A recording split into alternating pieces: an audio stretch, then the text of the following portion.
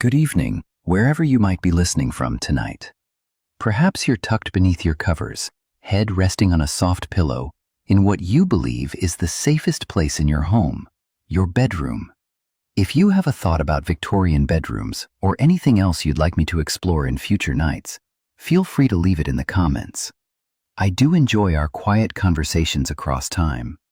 But tonight, I must gently shatter an illusion you've likely carried your entire life. The bedroom, that sanctuary of rest we retreat to each night, was once among the most dangerous rooms in the Victorian home.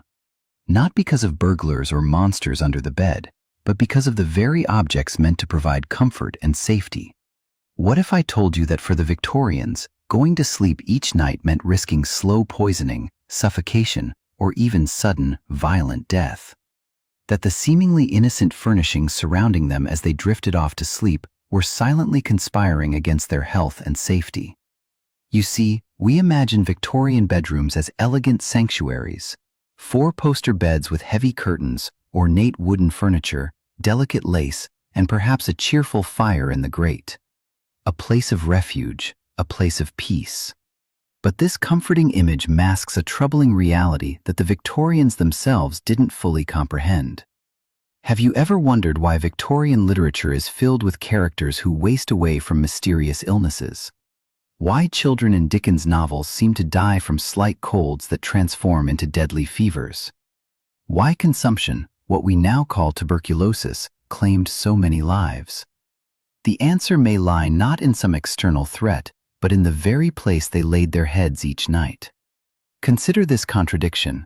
The Victorians were obsessed with cleanliness and moral purity, yet they surrounded themselves with deadly substances in their most intimate spaces.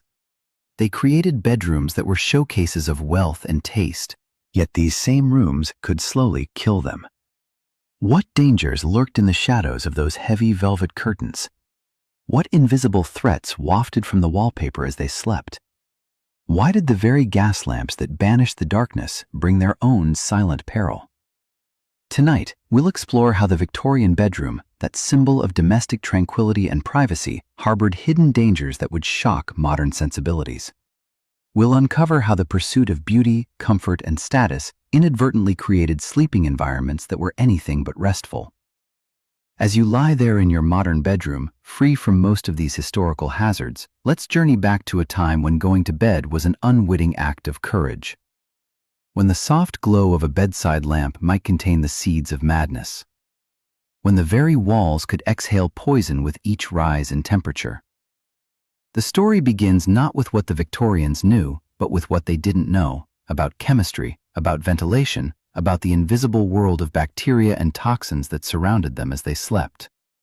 Their ignorance wasn't willful, it was simply the limitation of their time.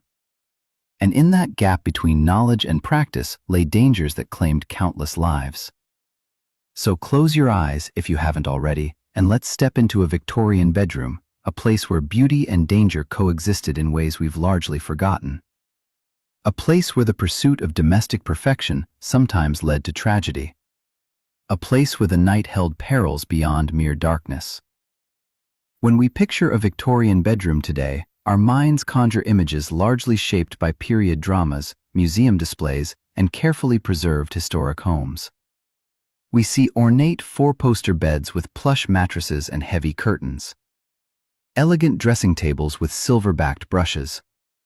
Delicate wash basins on marble-topped washstands. Thick, patterned wallpaper in rich, jewel tones. Perhaps a cheerful fire crackling in an ornate fireplace. This familiar version isn't entirely wrong. Wealthy Victorian homes did indeed feature such luxurious bedrooms. But our modern imagination has sanitized and simplified what was a far more complex reality.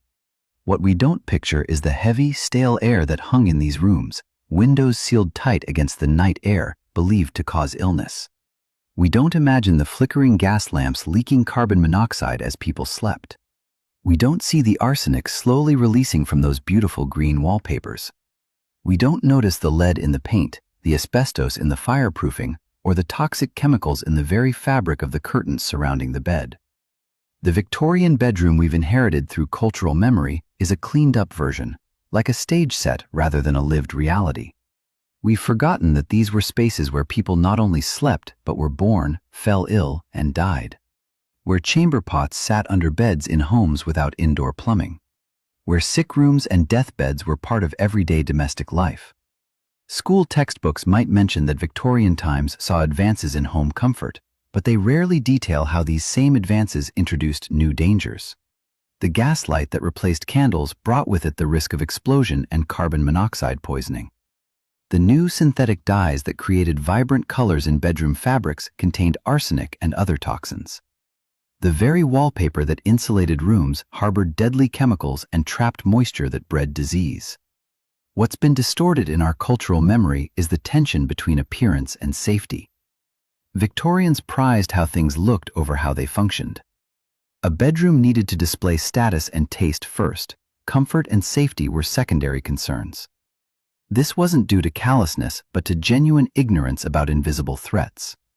Modern branding has further confused our understanding. Victorian-inspired products today emphasize ornate beauty while eliminating the dangerous elements. We've kept the aesthetic, but forgotten the reality, that beauty often came at a deadly price. Perhaps most significantly, we've lost sight of how the Victorian bedroom reflected profound social anxieties. The heavy draperies and locked doors weren't just for warmth and privacy. They represented barriers against a world perceived as increasingly chaotic and threatening. The bedroom was a fortress of respectability in an era obsessed with moral character. The lived reality for most Victorians wasn't the spacious, private bedroom we imagine. For the working classes, bedrooms were often shared by entire families. In tenements, multiple families might share a single room. Even in middle-class homes, servants might sleep in attic rooms with inadequate heating or ventilation. What history actually supports is a more nuanced picture. Victorian bedrooms were sites of innovation and danger, comfort and risk, privacy and illness, all existing simultaneously in spaces that were far more complex than our simplified cultural memory suggests. To understand why Victorian bedrooms became such hazardous places, we must look back to the transformations that preceded them. The concept of the bedroom as a specialized private space was relatively new in Western culture. Medieval homes had few divided rooms, with people sleeping wherever space allowed. Even royal palaces featured beds in rooms used for multiple purposes, with attendants sleeping nearby. The earliest evidence of dedicated sleeping chambers emerges in the 16th and 17th centuries among the wealthy. By the 18th century, architectural plans began regularly featuring rooms specifically designated for sleeping. But it was the Victorian era, roughly spanning Queen Victoria's reign from 1837 to 1901, that truly established the bedroom as we would recognize it today. This transformation coincided with the Industrial Revolution, which fundamentally altered how homes were built and furnished. Mass production made furniture more affordable. New technologies enabled the creation of larger glass windows, more effective heating systems, and eventually, gas lighting. Chemical innovations produced new pigments, fabrics, and materials that transformed interior decoration. Archaeologists examining Victorian homes have uncovered the physical evidence of these changes. Beneath layers of wallpaper, they find earlier, simpler treatments. Foundation excavations reveal the evolution of heating and ventilation systems. Personal artifacts, hairbrushes, cosmetic jars, medicine bottles, tell stories of daily rituals conducted in these intimate spaces. One forgotten object serves as our gateway into understanding the Victorian bedroom's hidden dangers. The ceramic hot water bottle. Before rubber versions became common in the late Victorian period, people warmed their beds with ceramic containers filled with hot water. These were prone to leaking or breaking, causing burns or dampness that could lead to respiratory illness. This humble object represents the larger pattern. Solutions to one problem, cold beds, often introduced new risks. The language surrounding bedrooms also evolved during this period. The term bedroom itself became standardized, replacing earlier terms like chamber or sleeping room. New vocabulary emerged to describe bedroom furnishings: chiffonier, washstand, dressing table, reflecting the room's increasingly specialized function. Early Victorian home guides, like Mrs. Beeton's Book of Household Management, 1861, provide written evidence of changing attitudes toward bedrooms. These guides emphasized the importance of cleanliness and proper arrangement, yet paradoxically, recommended practices we now know were harmful, like keeping windows closed at night to prevent miasmas or poisonous night air from entering. The earliest medical records noting bedroom-related health issues begin appearing in the 1840s and 1850s. Doctors documented mysterious illnesses that seemed to affect entire households, particularly in newly built homes with modern amenities. What they couldn't yet recognize was the connection between these illnesses and the chemical compounds surrounding their patients as they slept. The first transformation point came with the Great Exhibition of 1851 in London. This showcase of industrial and decorative arts popularized new styles and materials for home decoration, including bedrooms. Vibrant synthetic dyes, elaborate wallpapers, and mass-produced furniture became objects of desire. The exhibition marked the moment when technological innovation, consumer culture, and domestic design converged, setting the stage for both the beauty and the danger of the Victorian bedroom. The Victorian bedroom was not merely a place to sleep, it was a space transformed by powerful forces of empire, industry, class, and gender. These forces reshaped not just how bedrooms looked, but what they contained and what dangers they harbored. The British Empire played a crucial role in this transformation. Colonial resources flowed into Victorian homes: mahogany and teak for bedroom furniture from India and the Caribbean, cotton for sheets from American plantations and later from Egypt, silk for bed hangings from China. These materials brought exotic prestige but also embedded global exploitation into the most intimate domestic spaces. Religious influences shaped bedroom practices in subtle but significant ways. Christian morality emphasized modesty and privacy, leading to separate bedrooms for parents and children, and eventually separate beds for married couples in wealthier homes. This separation increased the number of bedrooms needed, often resulting in smaller, less ventilated spaces in the same house footprint. The Church's emphasis on cleanliness as next to godliness encouraged regular washing, but Victorian understanding of cleanliness focused on visible dirt rather than invisible germs. Bedrooms might look immaculate while harboring deadly bacteria or toxic chemicals. Monarchy set the standard for bedroom fashion. Queen Victoria's preferences influenced everything from furniture styles to color schemes. When Prince Albert died in 1861, the Queen's prolonged mourning popularized darker, heavier bedroom decor, ironically increasing the use of toxic dyes and reducing natural light in bedrooms across Britain. The military contributed to bedroom dangers in unexpected ways. Technologies developed for warfare found their way into domestic products. Chemicals used in munitions were repurposed for pigments in wallpaper and fabric dyes. Waterproofing techniques for military equipment were adapted for mattresses and bedding, often using toxic compounds. Merchants and manufacturers drove much of the change in Victorian bedrooms. The profit motive encouraged cutting corners on safety, especially when hazards weren't yet understood. Arsenic was cheaper than other compounds for creating vibrant greens. Lead made paint more durable. Asbestos provided excellent fireproofing. When early health concerns were raised, industries often suppressed information to protect their markets. Migration patterns changed how bedrooms were used and furnished. As rural populations moved to cities for industrial work, housing became cramped. Urban bedrooms grew smaller, more poorly ventilated, and more dangerous. Immigrants brought different sleeping traditions that adapted to or resisted Victorian norms, sometimes protecting them from certain dangers while exposing them to others. The most profound contradiction in the Victorian bedroom was this. What began as a quest for domestic comfort and privacy became, through industrialization and commercialization, a space filled with hidden hazards. The very innovations meant to improve sleep gas lighting instead of candles, synthetic dyes instead of faded naturals, wallpaper instead of bare walls, introduced new and more insidious dangers. The bedroom, once a simple place for rest, became a performance space where families displayed their status through fashionable furnishings. The pressure to keep up appearances led people to prioritize how things looked over how safely they functioned. A beautiful green wallpaper mattered more than whether it contained arsenic.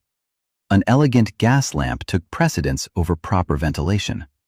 This transformation reflects the larger Victorian paradox, a society simultaneously pushing forward into industrial modernity while clinging to romantic ideals of home as a sanctuary from that very modernity.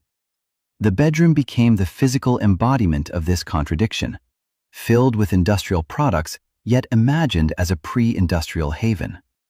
Let us step now into the daily reality of a Victorian bedroom, not as distant observers, but as people who might have lived and breathed in these spaces. The sensory experience would immediately strike you as profoundly different from our modern sleeping environments. The food consumed before bedtime shaped sleep patterns. Heavy Victorian dinners, often served late in the evening for the middle and upper classes, led to difficult digestion.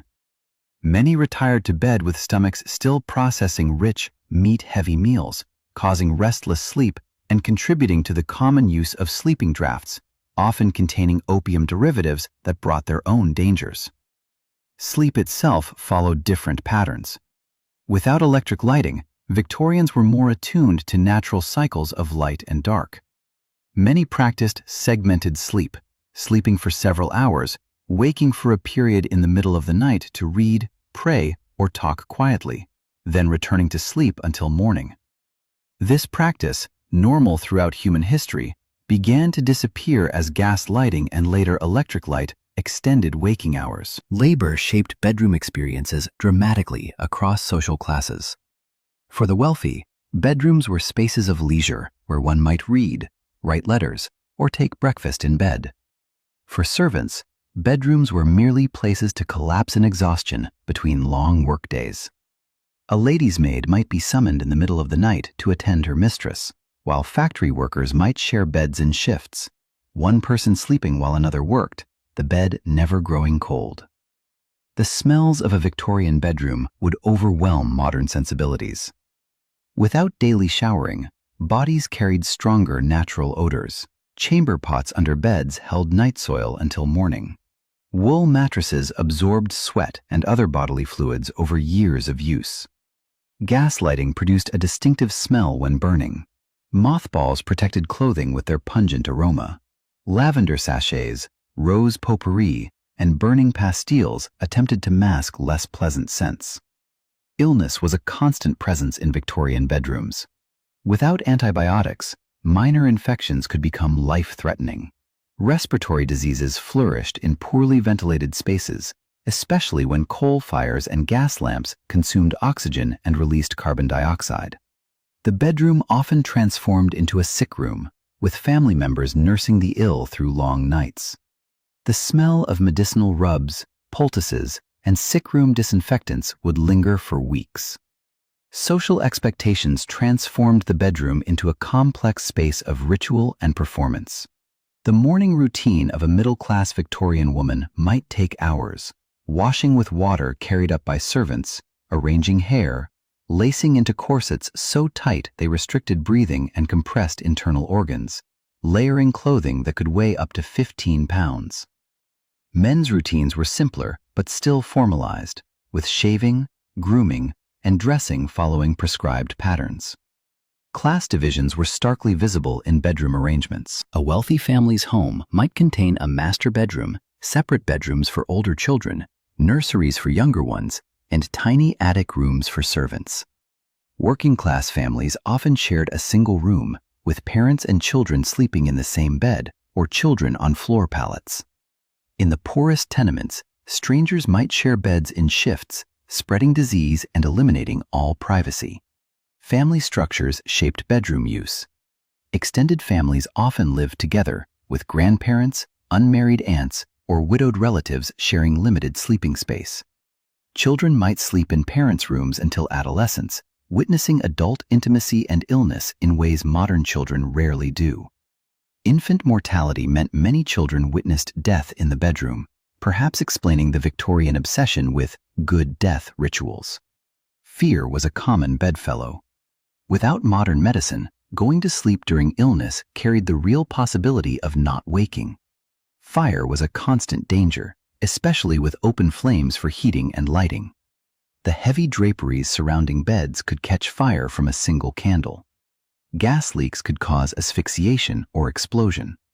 These weren't abstract worries, but regular occurrences that shaped how people approached bedtime. Weather directly impacted bedroom comfort. Winter brought freezing temperatures to all but the wealthiest homes. Frost might form on interior walls. Water in wash basins could freeze overnight. Summer brought oppressive heat, particularly in attic bedrooms where servants slept. Without air conditioning, windows provided the only relief, but urban air was thick with coal smoke and industrial pollution. The texture of bedroom life varied dramatically with wealth. A wealthy woman might feel silk sheets against her skin, while a factory worker made do with rough cotton or even straw. A middle-class child might have a feather pillow, while a poor one used folded clothing. These material differences reflected and reinforced social hierarchies that defined Victorian society. Among all the objects in a Victorian bedroom, perhaps none embodied both the period's aspirations and its dangers more perfectly than the wallpaper. This seemingly mundane background element deserves our focused attention, for in its evolution, we can trace the larger story of how beauty and peril intertwined in Victorian domestic spaces. Before the Victorian era, wallpaper was a luxury for the wealthy. Hand-printed, labor-intensive, and expensive, it appeared primarily in public rooms rather than bedrooms. But industrialization changed everything. By the 1840s, machine printing had made wallpaper affordable for middle-class homes. By the 1870s, even working-class families might afford wallpaper for their best room. The physical object itself was simple, paper backed with patterns printed using colored pigments. Early wallpapers used natural dyes, plant extracts, mineral compounds, and animal products. But these natural colors were often muted and prone to fading. The Victorian desire for vibrant, lasting color drove the development of synthetic dyes and pigments. In 1814, a Swedish chemist named Scheele developed a vivid green pigment using arsenic and copper. Scheele's green, and its later variant, Paris green, became wildly popular in Victorian wallpapers, particularly for bedrooms. The color symbolized nature, freshness, and vitality, perfect for creating a restful environment. What consumers didn't know was that these papers released arsenic dust as they aged, especially in the damp conditions common in British homes. A single bedroom might contain enough arsenic-laced wallpaper to kill every occupant several times over. When heated by fires or gas lighting, these papers released arsenic vapor. When dampened by condensation, they became breeding grounds for molds that converted the arsenic into even more toxic compounds. Children sometimes became ill after touching the walls and then putting their fingers in their mouths. The wallpaper's cultural meaning evolved throughout the Victorian period. Initially, it represented modernity and accessibility, bringing color and pattern into homes that previously could afford only whitewashed walls. Later, as mass production made simple wallpapers commonplace, more elaborate designs became status symbols. The bedroom wallpaper displayed not just taste but social position. William Morris, the famous designer associated with the arts and crafts movement, created some of the most beautiful wallpapers of the era. Ironically, despite his socialist principles and concern for workers' welfare, many of his early designs used arsenic greens. When confronted with the health risks, he initially denied the dangers before eventually switching to safer pigments. By the 1870s, medical journals were publishing reports linking arsenic wallpapers to illness. In 1879, a chemist named Robert Galloway published a book titled Arsenic in Paper Hangings, detailing the dangers. Yet manufacturers continued producing these papers, and consumers continued hanging them in bedrooms, particularly children's rooms, where green was considered appropriate and cheerful. This disconnect between knowledge and action reveals much about Victorian society. Information traveled slowly. Scientific understanding was still developing. Manufacturers had economic incentives to downplay risks. Consumers, lacking regulatory protection, had to navigate safety issues largely on their own.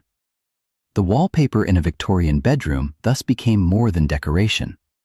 It was a silent witness to the era's contradictions: the desire for domestic beauty alongside ignorance of domestic dangers, the democratization of luxury alongside the democratization of risk, the celebration of scientific progress alongside the failure to apply that science to public safety. As the century progressed, the meaning of wallpaper shifted again. Medical understanding improved. Safer pigments developed. By the end of the Victorian era, arsenic wallpapers were falling out of favor, though they remained in many homes, continuing to release their poison for decades. The object that had once symbolized modernity and taste became, in retrospect, an emblem of ignorance and unnecessary danger. The Victorian bedroom, like no space before it, became a physical manifestation of social divisions. These divisions weren't merely matters of luxury versus necessity, but reflected fundamental differences in safety, health, and even chances of survival. The elite bedroom and the common bedroom existed in parallel universes. A wealthy family's bedroom featured high ceilings that allowed dangerous gases to rise above sleeping heads. Windows were large and numerous, providing ventilation even when partially covered for privacy. Servants changed linens frequently, reducing dust and allergens. Separate dressing rooms kept clothing chemicals away from sleeping areas. These weren't just comforts, but unconscious safety measures. Meanwhile, working-class bedrooms often occupied the smallest, poorest ventilated rooms in crowded tenements. Ceilings were low, windows small or non-existent. Bedding might be washed monthly rather than weekly. Clothing, often impregnated with industrial chemicals from factories, hung in the same space where people slept. Every safety advantage available to the wealthy was inverted for the poor. The sacred and ordinary uses of bedrooms created another divide. For the religious middle class, bedrooms became spaces for private prayer and Bible reading. Devotional objects, crosses, religious texts, prayer cushions, were common bedroom items. This practice inadvertently provided quiet moments of rest from household chemicals, as people sat still, breathing mindfully during prayers. For the non-religious or working poor, bedrooms remained purely functional spaces without these ritual pauses. The sacred dimension of the bedroom, as a place of spiritual reflection, was a luxury unavailable to many, representing not just a religious divide, but a health one. The relationship between rulers and subjects played out in bedroom design. Royal bedrooms established fashions that subjects emulated, often without understanding the safety features built into royal accommodations. When Queen Victoria installed gas lighting, subjects rushed to follow suit. But royal gas fixtures were better engineered, better ventilated, and better maintained than those in ordinary homes. Imitation without understanding led to increased risk.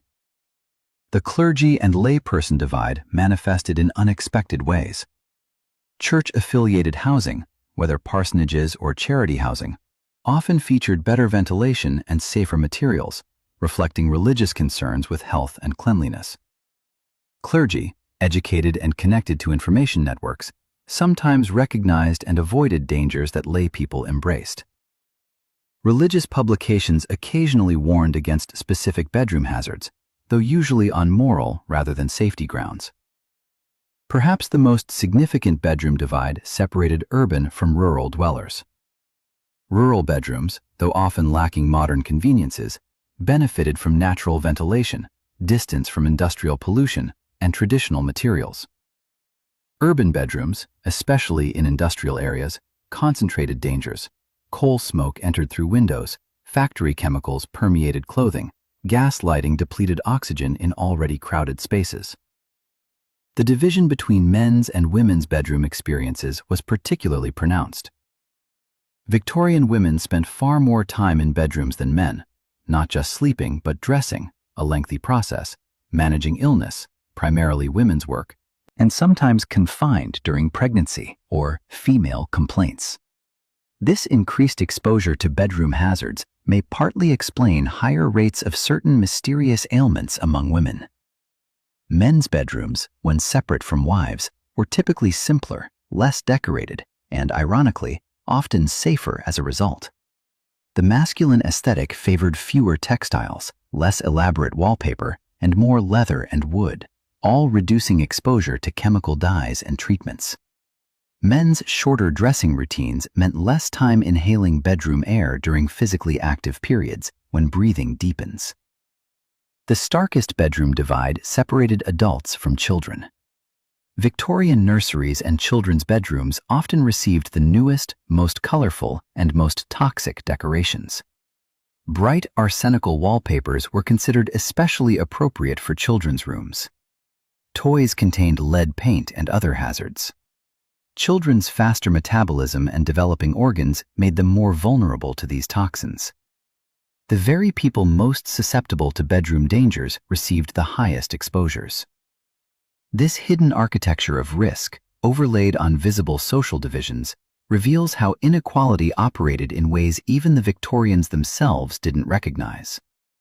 The bedroom, meant to be a universal space of rest and recovery, instead reinforced and sometimes amplified the advantages of wealth, education, and social position, not just in comfort, but in the fundamental chance to wake up healthy each morning.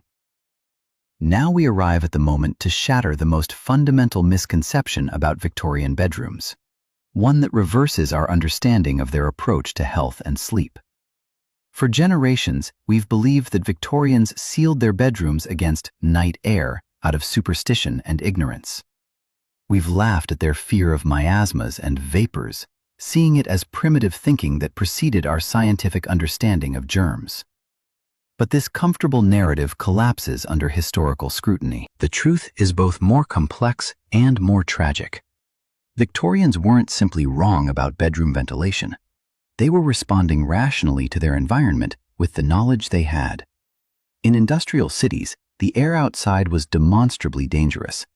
Factory smoke, coal burning, and lack of sanitation meant that opening a window, especially at night when factories ran full tilt to take advantage of lower coal prices, could indeed fill a bedroom with harmful pollutants. The night air they feared wasn't imaginary. In areas near marshes or standing water, it carried mosquitoes that spread malaria, literally bad air disease. In cities, it carried particulate matter that irritated lungs and eyes. Their observation that night air could bring illness was correct. Their understanding of why was what was incomplete. More shocking still, many Victorian health reformers actually advocated strongly for bedroom ventilation, recognizing that sealed rooms became dangerous. Florence Nightingale famously insisted on open windows in sick rooms. Household manuals from the 1860s onward increasingly recommended bedroom ventilation. By the 1880s, special window screens and ventilation devices were marketed specifically to allow fresh air while keeping out pollution and insects. The persistent image of Victorians sleeping in sealed, stuffy bedrooms applies mainly to the early Victorian period and to urban areas where outdoor air quality was genuinely hazardous. By the late Victorian era, the middle and upper classes were increasingly creating ventilation systems for bedrooms, though these remained unavailable to the poor. This reversal of our understanding reveals something profound. The Victorians weren't ignorant about the need for fresh air. Rather, they faced an impossible choice between indoor air contaminated by gas lighting and heating and outdoor air polluted by industrial activity. Their bedroom practices weren't based on superstition, but on navigating genuine environmental hazards that we, in our post-Clean Air Act world, can barely imagine. The scholarly debate around this issue continues to evolve. Some medical historians argue that Victorian fears of night air delayed proper ventilation and cost lives. Others contend that in heavily polluted areas, keeping windows closed at certain times may have been the lesser evil. What's clear is that we cannot simply dismiss Victorian practices as irrational when they were responding to environmental conditions we've largely eliminated. This misconception matters because it changes how we understand the entire trajectory of bedroom safety. Rather than a simple story of progress from superstition to science, we see a more nuanced picture of people making difficult trade-offs based on incomplete information, much as we continue to do today with our own bedroom environments. The Victorians weren't foolish about bedroom air. They were trapped between competing dangers, making the best decisions they could in circumstances we've been privileged to forget. And in that realization lies a humbling lesson about how future generations might view our own confident certainties about what makes a bedroom safe and healthy. The Victorian bedroom was not merely a physical space, but a theater of rituals, daily, seasonal, and life cycle ceremonies that gave structure and meaning to existence.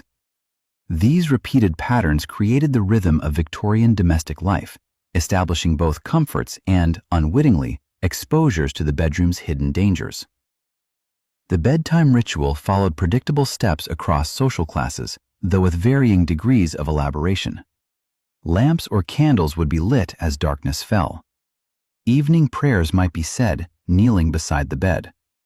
Clothing would be exchanged for nightwear, with wealthy women often requiring assistance to remove the day's complex garments. Hair would be brushed, traditionally 100 strokes, and braided or covered.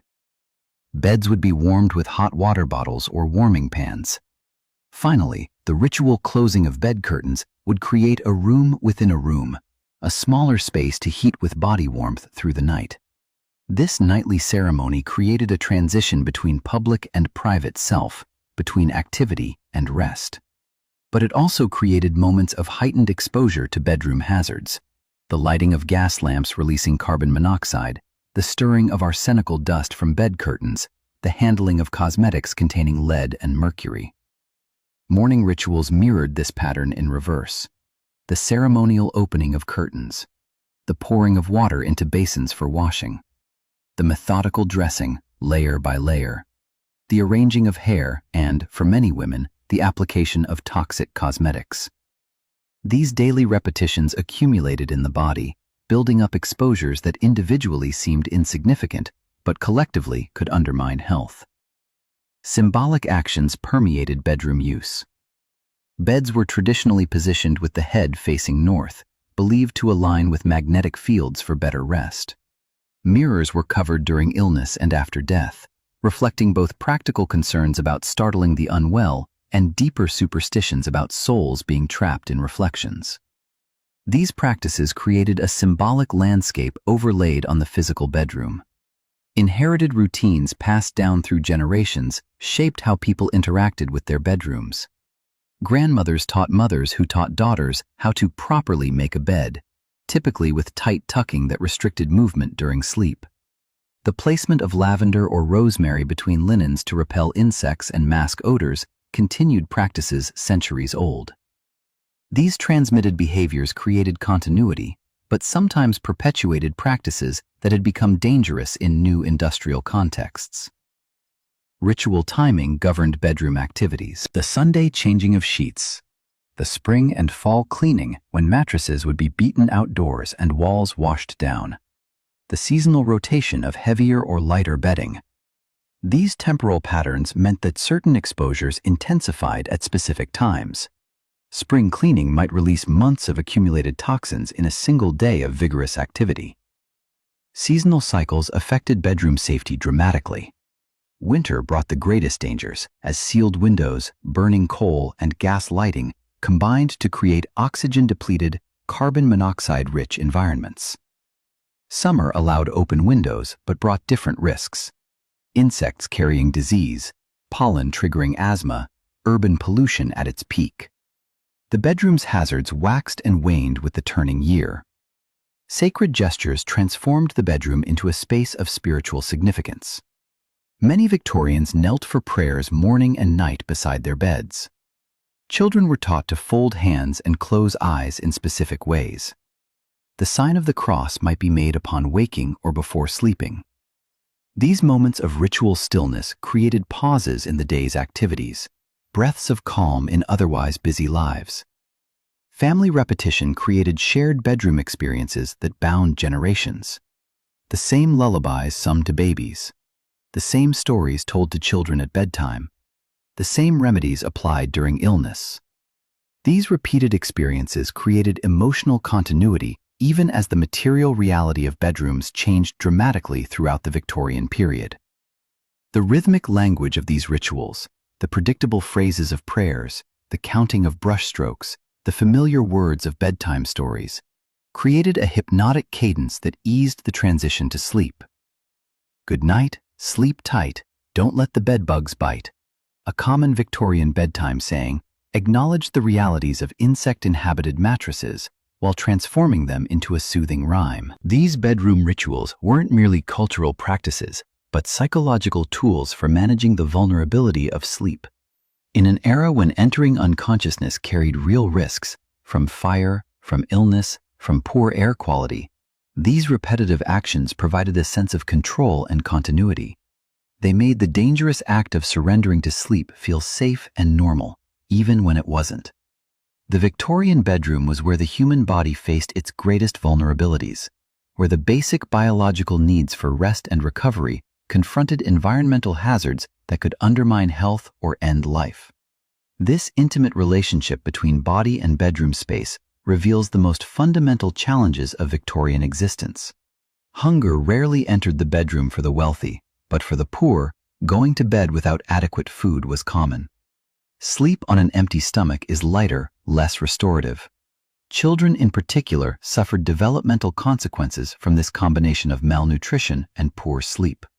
The body, already weakened by insufficient calories, became more vulnerable to the bedroom's chemical and biological hazards. Pain was a frequent bedfellow for Victorians of all classes. Without effective pain management beyond alcohol and opiates, many endured chronic discomfort from untreatable conditions. Rheumatism, arthritis, dental pain, and injuries often intensified at night when distractions disappeared. The bedroom became a space of endurance, where hours stretched endlessly for those unable to find the relief of sleep. Childbirth transformed the Victorian bedroom into a space of both creation and danger. Until late in the period, most births occurred at home, often in the mother's bed. Without antiseptics or antibiotics, puerperal fever, childbed fever, claimed many women's lives. The same bed that witnessed the joy of new life might, days later, become the site of a mother's death. This dual nature of the bedroom, as both cradle and potential grave, permeated Victorian consciousness. Disease in the bedroom took on particular intimacy. The Victorians recognized certain illnesses as bedroom diseases: consumption, tuberculosis, which spread easily in poorly ventilated sleeping quarters; typhoid, often linked to contaminated water used for washing; diphtheria, which struck children in their beds. The bedroom could amplify contagion, with family members breathing the same recycled air through long winter nights. Death was a common visitor to Victorian bedrooms. The ideal of the good death, passing away at home, surrounded by family, having spoken final words and made peace, centered on the bedroom. Children witnessed grandparents, parents, and siblings die in the same rooms where they themselves slept. This proximity to mortality created a relationship with death different from our modern, medicalized experience. The bedroom was not just for life's beginning and middle, but its end. Aging brought increased time confined to bedrooms. Elderly Victorians, particularly women, might spend their final years largely in bedroom spaces, increasingly removed from household activities. This confinement increased exposure to whatever hazards the bedroom contained: the arsenical wallpaper, the gas lighting, the coal dust settling on surfaces. Body control was exercised and surrendered in the Victorian bedroom. The rigid posture maintained by corsets and formal clothing gave way to the vulnerability of sleep. For a culture obsessed with self-discipline, this daily surrender to unconsciousness represented a necessary but somewhat feared loss of control. Sleep itself was sometimes viewed with ambivalence, necessary for health, but also a state of vulnerability. Labor fatigue affected how different classes experienced their bedrooms. Factory workers, domestic servants, and manual laborers arrived at bedtime already physically depleted, their bodies less able to process toxins or fight off infection. The restorative function of sleep was compromised by both shorter sleep duration and poorer sleep quality in overcrowded, uncomfortable conditions. The bedroom that should have renewed the body instead sometimes further depleted it. Environmental exposure in bedrooms varied dramatically with wealth. The poor might sleep in rooms with broken windows, leaking roofs, or rising damp from ground floors. Even the wealthy contended with winter temperatures that dropped below freezing in bedrooms, with ice forming on the inside of windows. The body's need to maintain temperature during sleep consumed energy that might otherwise support immune function. The Victorian bedroom thus became a space where the body's basic survival needs for clean air, appropriate temperature, rest, and recovery competed with cultural demands for propriety, status display, and adherence to medical theories that sometimes increased rather than reduced risk. The body in the Victorian bedroom existed in a state of tension between biological requirements and social expectations. What makes this physical reality particularly poignant is that the Victorians themselves recognized many of these challenges. Medical journals of the period contain discussions of bedroom diseases. Household manuals advised on creating healthier sleeping environments. Reform movements advocated for better housing with improved ventilation. They weren't ignorant of the body's needs, they simply lacked the scientific understanding and technological solutions to fully address them. The Victorian body in its bedroom space navigated dangers we've largely forgotten, not through foolishness or indifference, but through the limited options available in their time and place. Their survival strategies, from bed curtains to warming pans to seasonal routines, represented rational adaptations to challenges we no longer face. In their bodily experience of the bedroom, we can glimpse both the distance that separates us from them and the common humanity that connects us across time. As the Victorian era progressed, the bedroom did not exist in isolation, but evolved in response to massive transformations reshaping society. These external forces gradually altered the nature of bedroom dangers, sometimes reducing old threats while introducing entirely new ones. Industrialization fundamentally changed what bedrooms contained and how they functioned. Mass production made furniture more affordable, democratizing items once reserved for the wealthy. Iron bedsteads replaced wooden ones in many homes, reducing hiding places for bed bugs, but introducing metal compounds that could leach into the air. Factory-made mattresses replaced hand-stuffed ones, standardizing comfort, but also standardizing exposure to chemical treatments.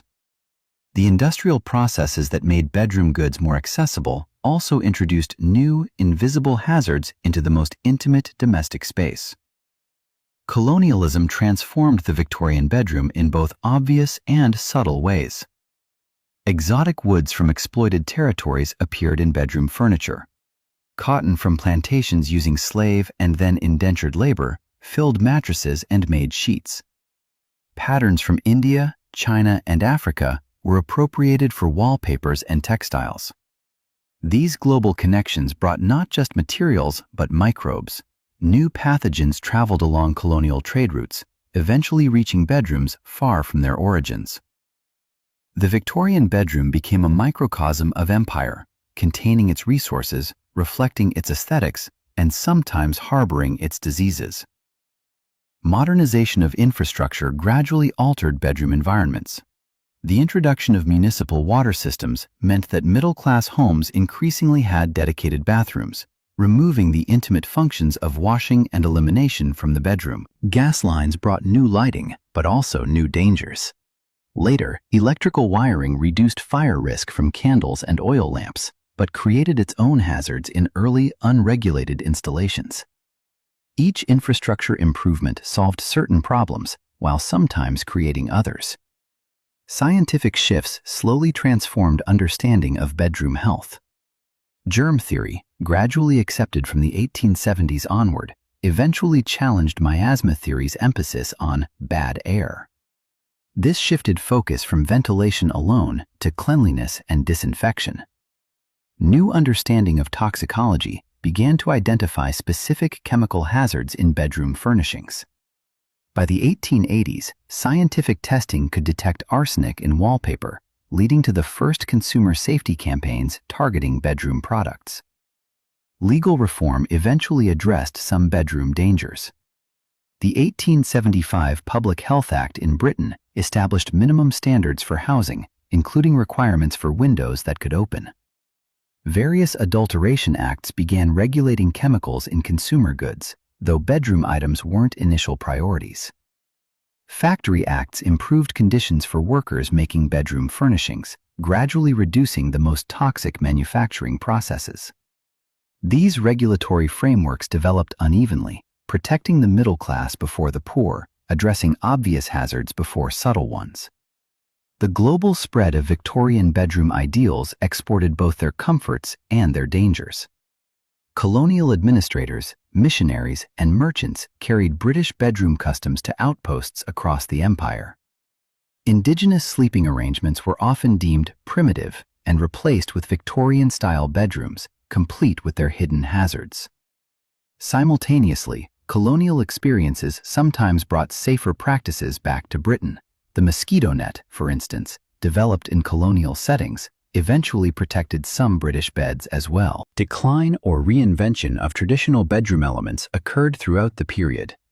Bed curtains, once essential for warmth and privacy, gradually disappeared from all but the most traditional or wealthy homes as heating improved and privacy norms changed.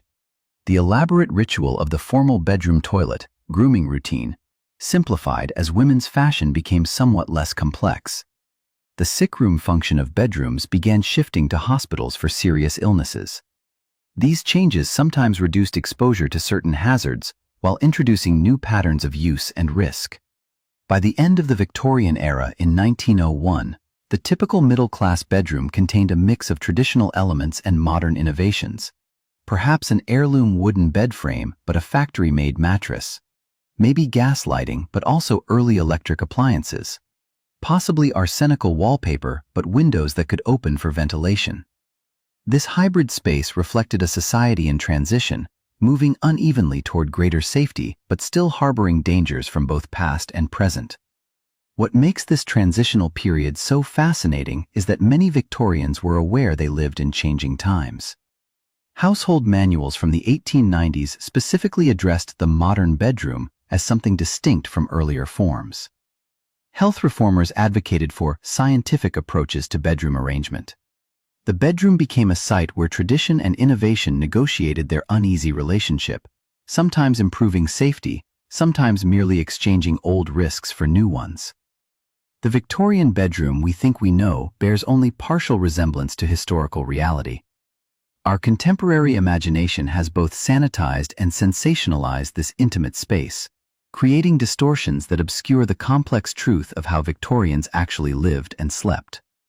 Movies have been particularly influential in shaping our misconceptions. Period dramas typically show Victorian bedrooms as either opulently romantic or grimly austere, missing the messy middle where most actual Victorians lived. Filmmakers emphasize visual elements that read clearly on screen: four-poster beds with dramatic curtains, ornate furniture, roaring fires, while omitting the mundane realities of chamber pots, insect infestations, and sickroom functions. The resulting image feels authentic but presents a carefully curated version of history. School myths about Victorian bedrooms persist in educational settings. Children learn simplified narratives about Victorian times that often emphasize strange customs without explaining their context. The practice of covering piano legs for modesty, largely an American myth, gets repeated while genuine hazards like arsenical wallpaper go unmentioned. These educational simplifications create a Victorian bedroom that seems amusingly prudish rather than potentially dangerous. Internet misinformation has amplified certain aspects of Victorian bedroom life while ignoring others. Social media posts about weird Victorian death customs go viral, while discussions of everyday sleeping arrangements rarely capture attention. Online content creators have incentives to focus on the strangest or most macabre elements of Victorian bedrooms: post-mortem photography, mourning rituals, ghost stories, rather than the more nuanced reality of ordinary nights and mornings. Tourism has preserved certain Victorian bedrooms as time capsules, but these are almost exclusively upper-class spaces in stately homes and museums. Visitors see the exceptional rather than the typical, the master bedroom of a wealthy industrialist rather than a factory worker's lodging. These preserved spaces are also usually shown in pristine condition, without the coal dust, insect activity, or human odors that would have been present during actual use. Branding has appropriated Victorian style for contemporary bedroom products, cherry-picking aesthetic elements while discarding historical context. Modern Victorian-inspired bedrooms feature ornate headboards and vintage color schemes, but incorporate none of the functional elements that shaped actual Victorian sleep: the warming pans, bed steps, curtains, or chamber pots. This commercial version of Victorian style offers the decorative shell without the lived experience. Commercial takeover of bedroom traditions has transformed practices that once had practical purposes into purely aesthetic choices. Bed curtains, originally for warmth and privacy, become decorative statements in luxury hotel rooms. Canopies, which once held mosquito netting, become romantic flourishes without protective function. The forms remain while their original purposes are forgotten. Religious dilution of bedroom practices has occurred, as spiritual rituals once central to bedroom use have faded. The Victorian habit of bedside prayers, reading religious texts before sleep, or making the sign of the cross upon waking, have largely disappeared from mainstream practice. This secularization of the bedroom removes one dimension of how Victorians experienced these spaces. Romanticization, perhaps most significantly, distorts our understanding of Victorian bedrooms. We imagine them as cozy retreats from a simpler time, forgetting that for many Victorians, bedrooms were sites of discomfort, illness, and danger. Our nostalgic view filters out the harsh realities of cold, damp, polluted, and sometimes toxic sleeping environments in favor of a softened, Instagram-worthy version of history.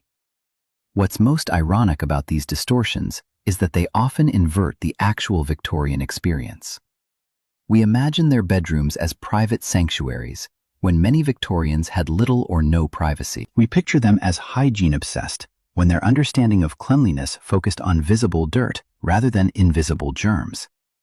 We think of Victorian bedrooms as stuffy and over-decorated, when many were Spartan by necessity.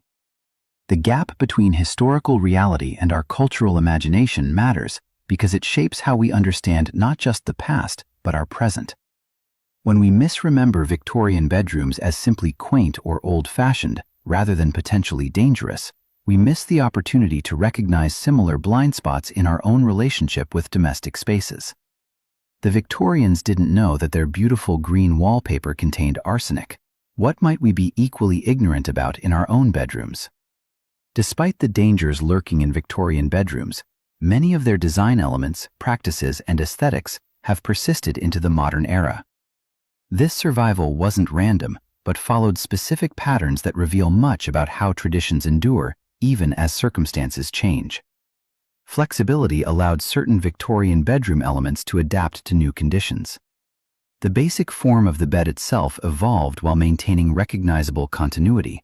Iron replaced wood, springs replaced rope supports, manufactured mattresses replaced hand-stuffed ones. Each innovation addressed specific problems while preserving the fundamental concept. This adaptability allowed the Victorian bedroom to gradually become safer without revolutionary change. Usefulness ensured the survival of practical elements that genuinely improved sleep quality. The Victorian innovation of standardized pillow sizes created a system that still defines our bedding. Their development of specialized bedroom furniture, nightstands, dressing tables, wardrobes, established functional categories we continue to use. These useful innovations persisted because they genuinely solved problems that remained relevant across time. Emotional attachment preserved certain Victorian bedroom elements long after their practical purpose faded. The aesthetic of the four-poster bed survived because it created feelings of security and importance, even after central heating made bed curtains unnecessary. The ritual of turning down the bed remained meaningful even after its original purpose of warming cold sheets disappeared. These emotional connections proved more durable than purely practical considerations. memory, both personal and cultural, maintained Victorian bedroom traditions across generations. Children who grew up with certain bedtime rituals, specific prayers, ways of arranging pillows, bedtime stories, carried these practices into their own adult households. Family heirlooms like quilts or bedroom furniture physically transported Victorian elements into modern settings. These memory carriers created continuity even as broader social conditions changed. Identity became embedded in certain Victorian bedroom practices, making them resistant to change. Class-specific bedroom arrangements became markers of social position. Ethnic and religious communities maintained distinctive traditions around sleep and bedroom use. Gender-specific bedroom customs reinforced social roles. When bedroom elements became tied to who people believed themselves to be, they persisted even when their original context disappeared. Commerce played a crucial role in preserving Victorian bedroom aesthetics by continually repackaging them for new markets. Victorian-inspired bedroom furnishings have never completely disappeared from retail offerings. The commercial system discovered that certain Victorian design elements, ornate headboards, jewel-tone colors, layered textiles, could be repeatedly marketed as either traditional or periodically revived as new trends. This commercial recycling kept Victorian visual language alive in watered-down but recognizable forms. Power structures embedded in Victorian bedroom arrangements sometimes ensured their persistence. The master bedroom concept, with its implications of hierarchy and control, outlasted the Victorian era itself. Separate bedrooms for parents and children, originally reflecting Victorian ideas about propriety and development, became standardized in architectural plans. These spatial arrangements continued to shape family dynamics long after Victorian moral concerns had faded. Community expectations around proper bedrooms created social pressure to maintain certain traditions. Even as practical needs changed, cultural norms about what constituted a real or adult bedroom preserved Victorian elements. The expectation of matched bedroom suites, the proper arrangement of pillows, the convention of bedspreads, these continued through social reinforcement rather than necessity. The Victorian bedroom survived in part because it was never a single, unified thing, but a complex, layered set of practices and objects that could be selectively preserved or discarded. Working-class adaptations differed from middle-class ones. Urban versions diverged from rural ones. This diversity created multiple survival pathways as society changed.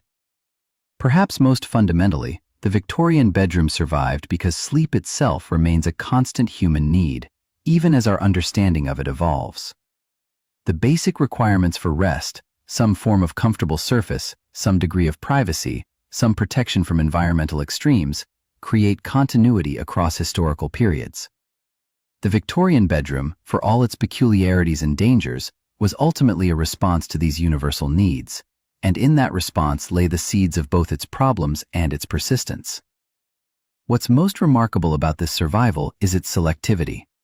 We've largely abandoned the dangerous elements, the arsenical wallpapers, the unventilated gas lighting, the heavy bed curtains that could catch fire. We've preserved the aesthetic and emotional elements, the sense of the bedroom as a personal sanctuary, the ritual aspects of bedtime, the desire for comfort and beauty in sleeping spaces.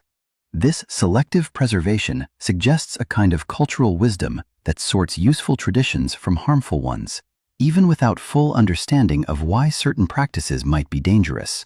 The Victorian bedroom thus never truly disappeared but transformed, shedding its most hazardous elements while maintaining its core identity as a space apart from the public world, a place for vulnerability, rest, and renewal.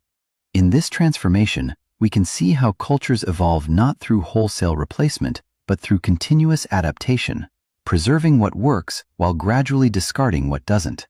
When we step back from the specific dangers and designs of Victorian bedrooms, a larger pattern emerges, one that speaks to fundamental aspects of human nature that transcend any particular historical period. The Victorian bedroom, with all its contradictions and hazards, reveals truths about ourselves that remain relevant today. At its core, the Victorian bedroom embodied our complex relationship with fear of death. The elaborate bedroom rituals, the prayers before sleep, the specific arrangements of furniture, the careful closing of curtains, created an illusion of control in the face of vulnerability. Sleep itself is a kind of small death, a surrender of consciousness that has always carried risk. The Victorians, living in an era of higher mortality and less medical certainty, developed bedroom practices that acknowledged this risk while making it bearable. This fear management through ritual continues in our own bedrooms. We may not fear the same specific dangers, but our bedtime routines, checking locks, following specific sequences, arranging pillows just so, serve similar psychological purposes. The Victorian bedroom reminds us that creating safety is not just a physical process, but an emotional one. The Victorian bedroom also reveals our deep need for renewal. Despite its dangers, the bedroom represented a daily opportunity to reset, to shed the public self along with day clothes, to wash away the visible dirt of the day, to process experiences through dreams, and to emerge each morning somewhat remade. This cycle of daily renewal provided psychological sustainability in a rapidly changing world. Our modern obsession with sleep hygiene and bedroom optimization continues this tradition. We may focus on different aspects, blue light instead of miasmas, memory foam instead of horsehair, but the underlying human need to create a space for regular renewal remains constant. The bedroom continues to serve as our primary renewal chamber.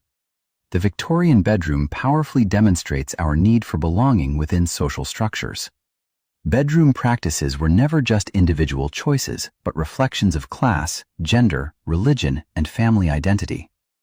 Having the right kind of bedroom, arranged in the proper way, signaled one's place in the social order. Even private bedroom behaviors were shaped by shared expectations about respectability and propriety. Today's bedrooms still function as identity spaces.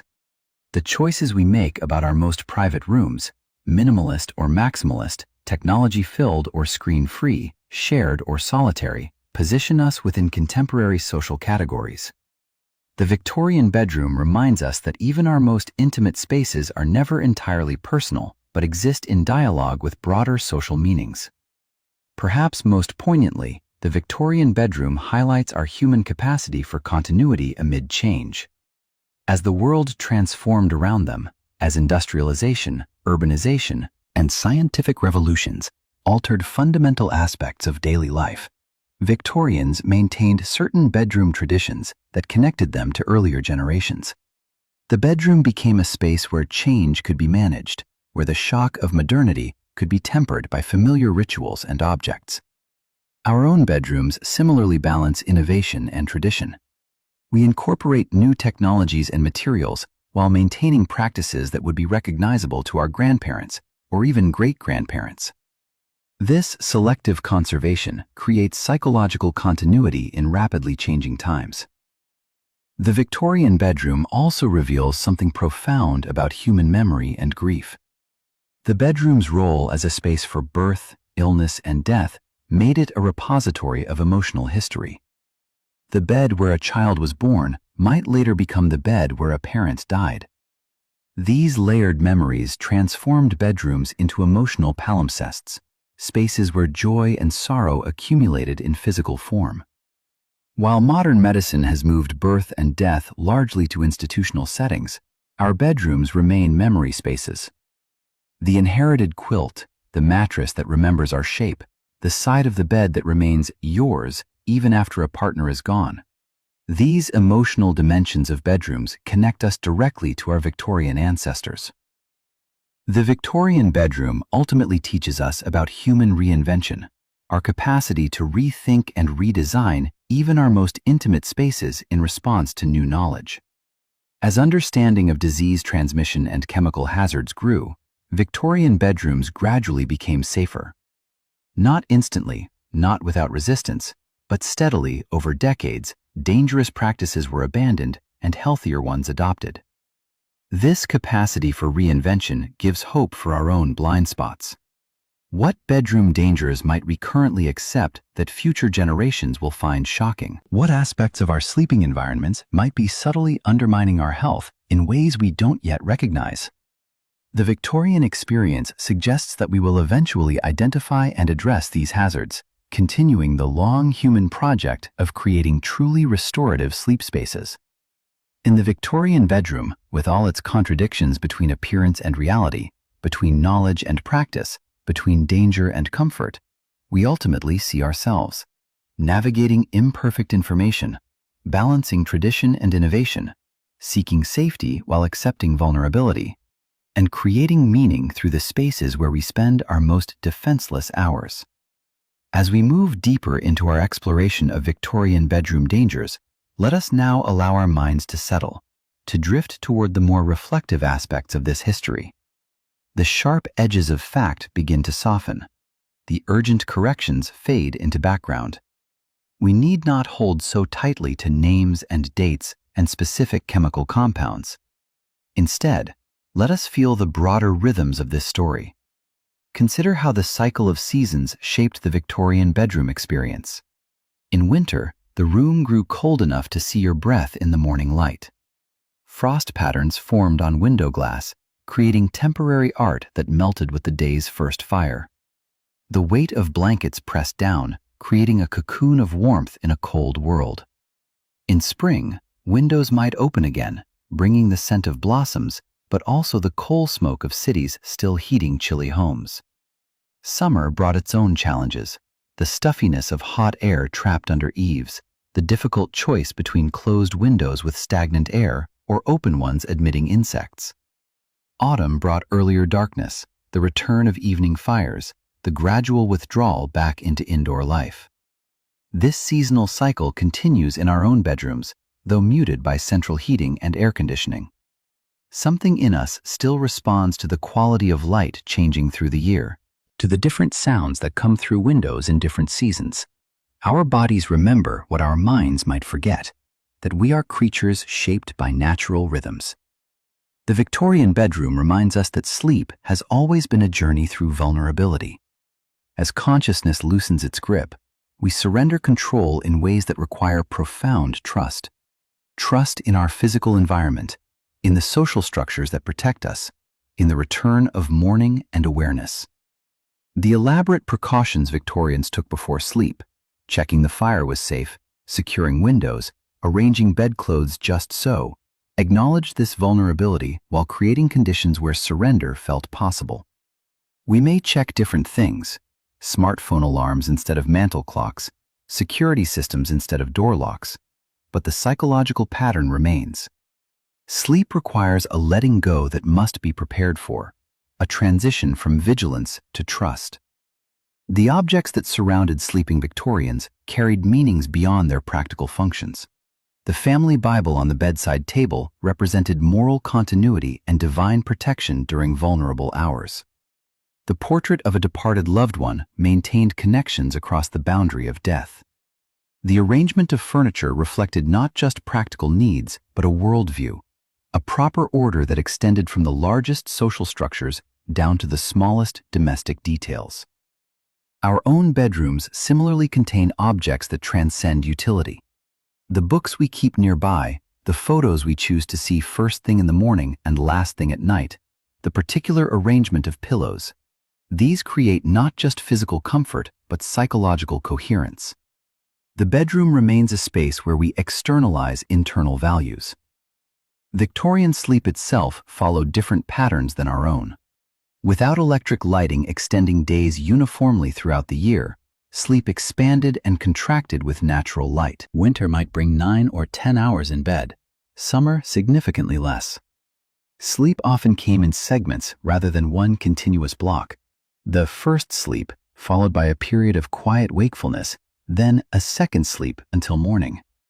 During the wakeful interval, Victorians might pray, talk quietly with bedmates, or simply lie in contemplative silence. This cyclical understanding of sleep offers a gentler alternative to our modern anxiety about 8 uninterrupted hours. Perhaps waking in the night is not a failure but a different pattern, one our ancestors found natural and even valuable. The human continuity across time becomes most visible in the small, intimate moments of bedroom life. A Victorian mother singing softly to a child frightened by shadows. A husband and wife whispering concerns they wouldn't share in daylight.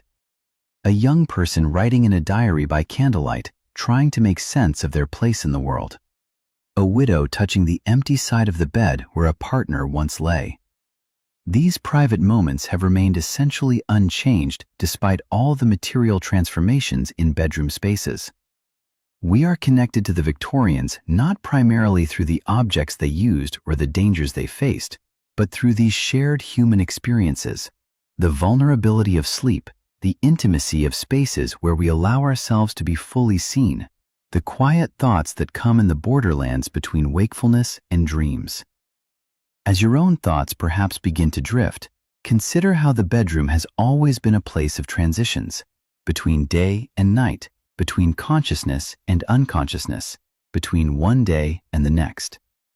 The Victorians marked these transitions with rituals that created psychological boundaries: the lighting of lamps as darkness fell, the drawing of curtains around the bed, the morning washing that prepared the private self to become public again.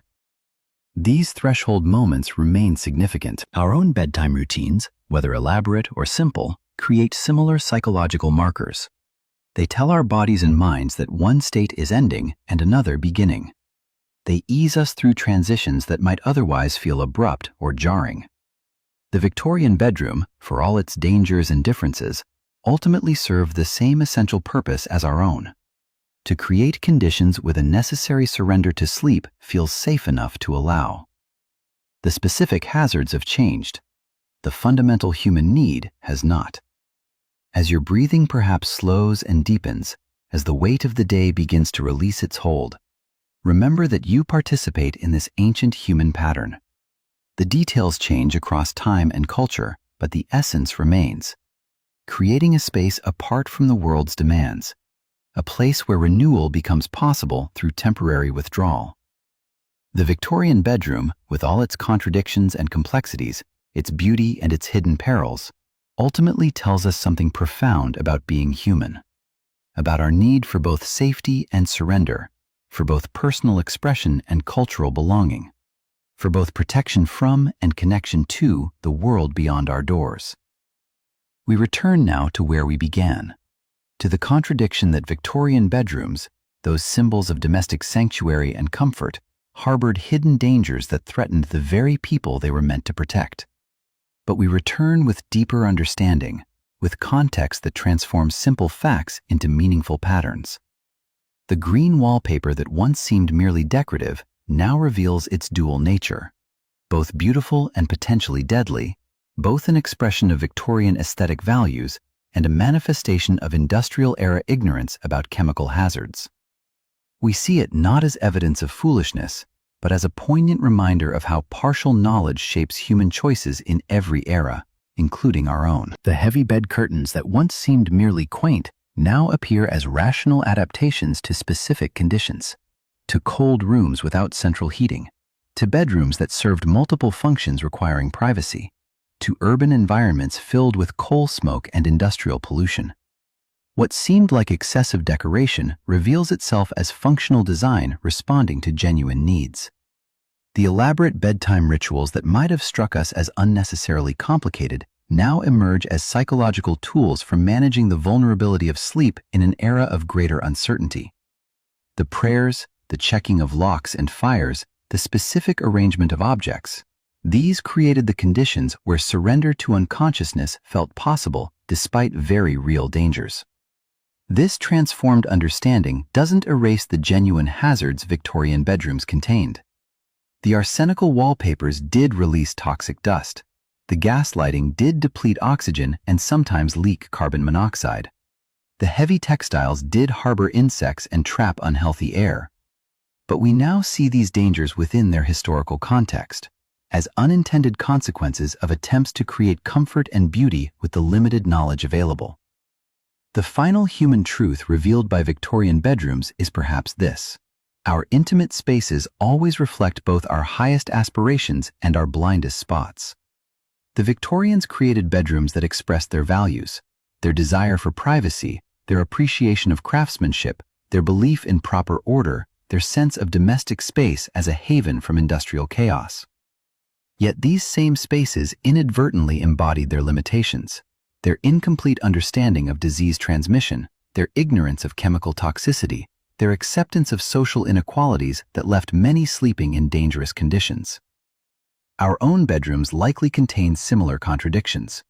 We design them according to our contemporary values and with our current knowledge, yet future generations may look back and wonder how we could have overlooked hazards that seem obvious to them.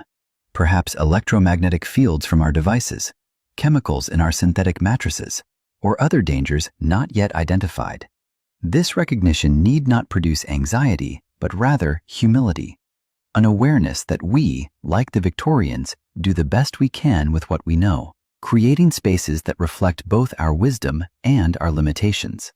The Victorian bedroom, with all its beauty and danger, reminds us that human environments are always works in progress, always evolving as knowledge expands and values shift. As you drift towards sleep in your own bedroom, perhaps you might take a moment to notice the space around you with fresh eyes. What does it reveal about your values and priorities? What invisible elements might it contain that future generations would find surprising? How does it balance the timeless human needs for safety, comfort, and meaning with the particular possibilities and limitations of our historical moment? The Victorian bedroom, that complex space of comfort and risk, beauty and danger, tradition and innovation, ultimately offers us a mirror in which to see our own intimate environments more clearly. It reminds us that the places where we sleep have always been more than mere physical spaces. They are expressions of how we understand ourselves and our place in the world, how we manage vulnerability, how we create meaning in the most private dimensions of our lives. As consciousness begins to loosen its hold, as the boundary between waking and sleeping softens, remember that you participate in this ancient human pattern, creating a space where the necessary surrender to sleep feels possible. The specific dangers may change across time, but the fundamental human need for safe harbor remains constant. Sleep well, knowing that you are part of this long human story, of creating rooms where we can close our eyes and trust that morning will come, where we can temporarily set aside our vigilance and allow ourselves to be renewed. In that most basic human need, we remain connected to the Victorians across time, sharing the universal experience of seeking rest in an uncertain world.